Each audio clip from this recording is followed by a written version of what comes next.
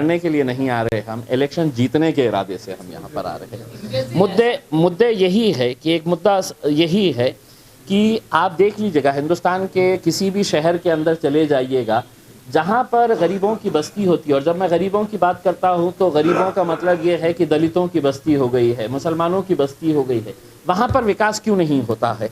वहाँ पर हम ये मांग करते हैं कि वहाँ पर स्कूल्स एस्टैब्लिश किए जाए, वहाँ पर बच्चियों के लिए कॉलेजेस बनाए जाए, एजुकेशन उनको दिया जाए, लेकिन वहाँ पर आपको सिर्फ गंदगी नज़र आती है।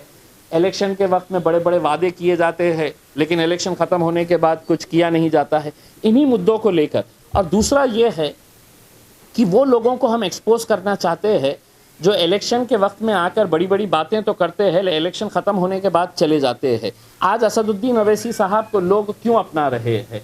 क्या वजह है कि आज बीटीपी पार्टी के छोटू भाई वसावा साहब हमारे साथ आए हैं? बिहार के अंदर बहुजन समाज पार्टी, हमारी मायावती बहन हो, या जितने भी यादव पार्टीज़ हमारे साथ जुड़े थे, कहीं ना कहीं ये जो एक मामला था कि नहीं अवैसी साहब के करीब में नहीं जाना, और इसको एक डर बनाया गया था। और विशेषकर इसके लिए कांग्रेस को हम जिम्मेदार देते हैं, क्योंकि जहां पर भी हम गए तो कांग्रेस ने इसी तरह का प्रचार किया, देखिए अब ये आ गए हैं तो अब ये वोट बंटने वाला है, ये वोट काटने के लिए आए हैं, ये किसी का फ़ायदा होगा। हमने इतने सालों तक कहीं पर लड़े ही नहीं थे, हमने बिहार के अंदर इलेक्शन लड़ा ही नहीं था, लोकसभा का सिर्फ एक सीट हमने लड़े थे, 3 लाख वोट हासिल किए थे, लेकिन पूरा ठिकड़ा हमारे ऊपर फोड़ा गया कि नहीं ये एमआईएम मान गई है, इस वजह से हमको हार। तो अब कांग्रेस की फितरत ऐसी हो गई है कि नाच ना जाने आंगन टेढ़ा, जहां पर भी इनको कहीं कामयाबी नहीं मिलती है तो इसका पूरा ठिकड़ा हमारे सर पे फोड़ डालो कि भाई ये एमआईएम की वजह से हुआ।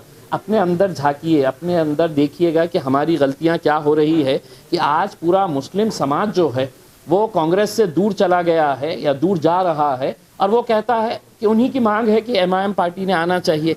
दलित समाज के अंदर यही मांग हो रही है कि नहीं हम एमआईएम के साथ जुड़ना चाह रहे हैं करके।